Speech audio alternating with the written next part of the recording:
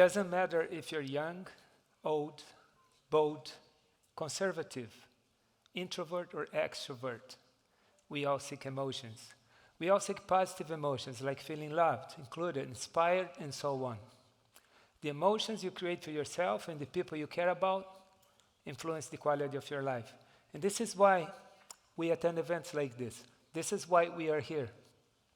We give our attention in expectation of a meaningful experience. We hope our experiences will evoke emotions. On December 4th, 1975, I was turning 5 years old. I woke up happy to celebrate my birthday, but I didn't feel the same way when I went to bed that night. That day was the day my father left home. For many years, I believed he would come back for Christmas or my birthdays, but it never happened. Without any money or academic education, my mom became a very hard worker. As a result of that, now the time we could spend together was very limited. I had a tough childhood in a rough neighborhood, but I was always gifted with the ability to dream. Growing up, I would dream all the time that I could fly. In these dreams, often I was scared and running as fast as I could to get away from the older bad kids on my street. And just before they could catch me, I would take off and fly away. I always woke up feeling amazing. Many years later, when I was 24, I was heading to work one day feeling unhappy, mostly because I didn't like my job cleaning government buildings, but also because I was still living on the same street. I heard a commercial on the radio about skydiving lessons and how you could jump from 10,000 feet. Immediately I thought, 10,000 feet above must feel very different from what I'm feeling right now, so I changed direction. Instead of going to work, I went to the local small airport. Not knowing anything or anyone related to parachuting, I decided to spend all my savings and sign up for the skydiving lessons. Why did I do that? I was seeking emotions. During the 5 days of ground school, I was a good student. However, on my first jump, I realized I wasn't just scared of heights, I was petrified. When the instructor opened that door next to me in the little airplane, I panicked. When he gave me the command to jump, I refused to go. The fear I was feeling was beyond any desire or rational decision. Pedro Ilu, one of the best instructors in Brazil at the time, refused to let me stay in the airplane. He asked the pilot to keep flying around. He closed the door and he started explaining to me why it was important for me to jump. 20 minutes later, he pushed me out at 4,000 feet above the airport for my first automatic parachute deployment. My parachute opened fine, but I was in complete panic, too scared to even touch my parachute controls. For some reason, probably because my instructor was doing an amazing job talking to me through the radio, I managed to control myself right before landing, and I survived. I didn't just survive. I was lucky enough to land on my feet, standing up right on target. That day was the first time I felt something extraordinary. All the emotions I felt that day led me to pursue a new career and a new life. I kept working the same job I didn't like for 2 more years to save money. My goal was to move to California and pursue a skydiving career. Finally, in 1997, I had saved $2,000, and only with that, I moved from south of Brazil to Los Angeles in California. I don't know if the scariest day of my life was the day my father left or the day I made my first jump. But since both events, I have done over 14,000 jumps across all 7 continents. All types of jumps: skydiving, base jumping, wingsuit flying. I hold 11 world records, including the fastest free fall speed at 552 kilometers per hour, and flying the world's smallest and most dangerous parachute ever made. This prototype parachute is smaller than a bed sheet. In fact, it's not much bigger than a beach towel. I spent more than half of my life seeking these emotions. My heart was always committed to explore my limits in the most extraordinary ways imaginable. In 2011, a friend of mine sent me this picture saying, "This is Ball's Pyramid. It's the tallest sea stack in the world, rising almost 2,000 feet above water. Unfortunately, it is in the middle of the Pacific Ocean. I fell in love with this image, and I started to work with the aviation authorities in Australia right away. 6 months of intensive work, we got all the permits, including the paperwork to remove the back seats from a helicopter and install a large extra fuel tank so we could fly 850 miles from the east coast of Australia to the middle of the Pacific Ocean. 99.9% of the pilots would never risk to fly a small helicopter that far away from land. Right there, I was feeling very small and very exposed, but it was the most beautiful and unique view I have ever seen. It was so much bigger than I expected. I was wishing I could freeze that moment and just enjoy that for longer. Ball's Pyramid is home of thousands of big birds and thousands of sharks. One of my best friends following me on his wingsuit, and I was too scared that one of us might strike a bird in free fall or get attacked by sharks after or landing in the water. I felt very privileged and connected, yet scared and vulnerable. In the last 30 years, I have done a large number of these challenging projects, and sometimes the ideas and the motivations, they come out of my dreams, just like when I was a kid. In 2008, I was at cinema watching a Hollywood movie called Iron Man, when I saw the main character, Tony Stark, flying his Iron Man suit along with the F-22 fighter jet. I thought that idea was amazing. I left the movie so impressed with that scene, I ended up dreaming at night I was doing it myself. I woke up feeling excited, and I knew a guy in California who had 3 fighter jets. I called him, and I told him about my idea. 2 years of hard work and insane resilience. This is what we did. I think, personally, it's crazy.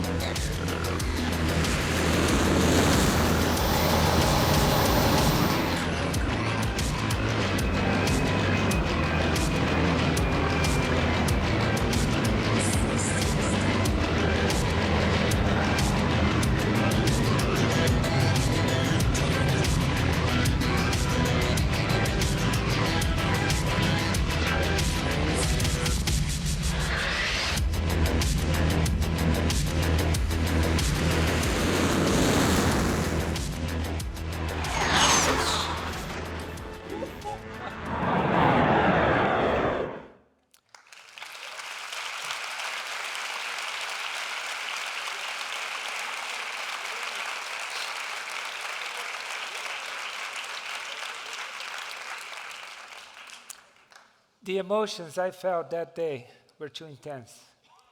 I tried to force myself to relax. I forced myself to eat. I forced myself to have casual conversations. I couldn't do any of it. At the end of the day, I was thinking to myself, I need to learn how to come down from days like this. Tomorrow is Monday. It's going to be just a normal day. In 2009, I was at cinema again, now watching an animated movie called Up, made by Disney and Pixar. This movie is so amazing, it made me cry. Guess what did I dream that night? This time, the working process of turning a dream into reality took much longer than I thought. It took me 9 years to get sponsors to fund this idea in Brazil. 100% healing in Brazil is very expensive.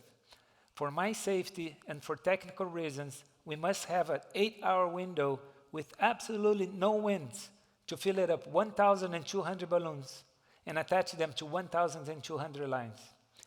Our strategy was to start at 10 p.m. and finish before 6 a.m. the next day. On our first attempt, we worked as best as we could from 10 a.m. to 4 a.m. just to realize it was not going to happen. With only 2 hours left, we completed only 600 balloons. In addition, the wind had increased just a little, make too many of the balloons to blow up from the friction of them bouncing against each other. That day was a sad day. 1 year later, now, 10 years since I have been dreaming about this special day, we came back better prepared. 60 people working together as one team all night long without a break, including myself. At 6 a.m. precisely, our little house was airborne. In the first couple of minutes, I was too nervous and too busy with the radios. After 5 minutes in the air, it was pure silence. I lay on the bed. I took some deep breaths. I looked the view out of the door and I thought to myself, I am safe now. And I started laughing all by myself. From there, my goal was to enjoy every second, and I did. I flew in the house for 32 minutes, covering 16 kilometers in distance. And we finished with the perfect landing for the house and for myself at the local airport, just like the way we planned.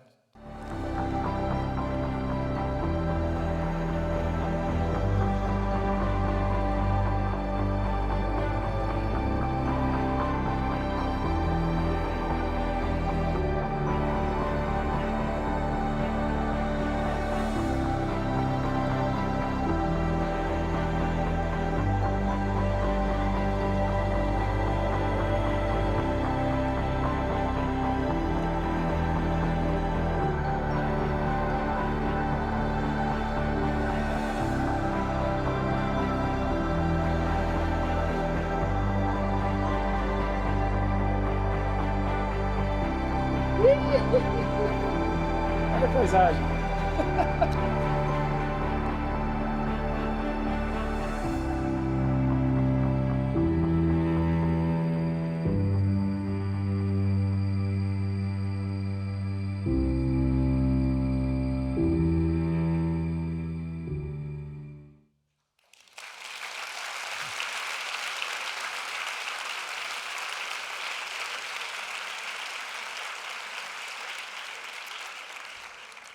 If I have to choose between the emotions I felt in that special days or the emotions I felt during the 10 years of dreaming, which ones would I choose? I don't really know if I have more fun during the process of dreaming or the process of doing. I spent almost 3 decades believing that we must be some sort of superhumans and deal with great levels of risk and stress to be able to live up to extraordinary emotions. But life taught me something different. I met someone special, and all of a sudden, all my dreams, they start to make sense to me. I always dream of being a father, but, excuse me.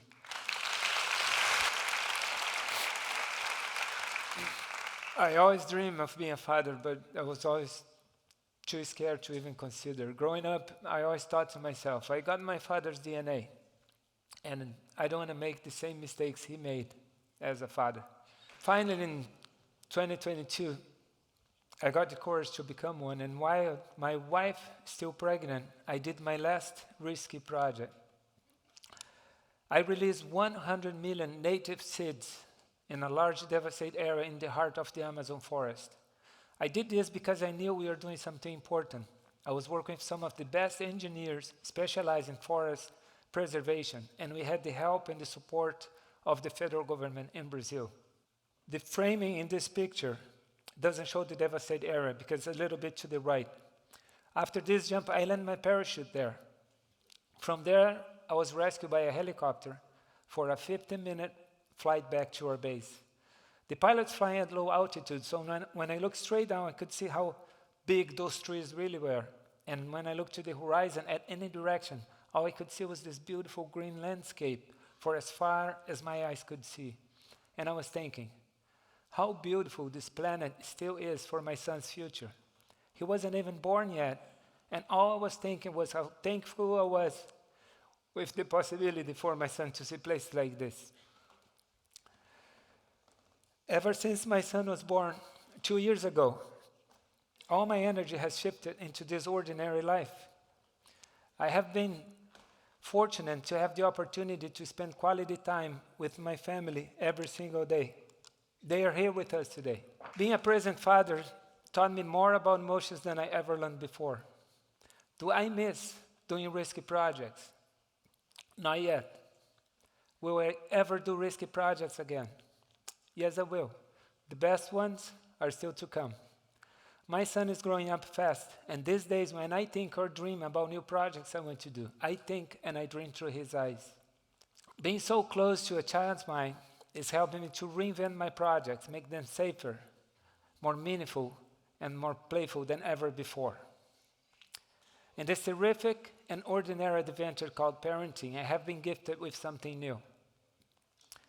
Unpredictable emotions that are beyond any dream I have ever had. Thank you.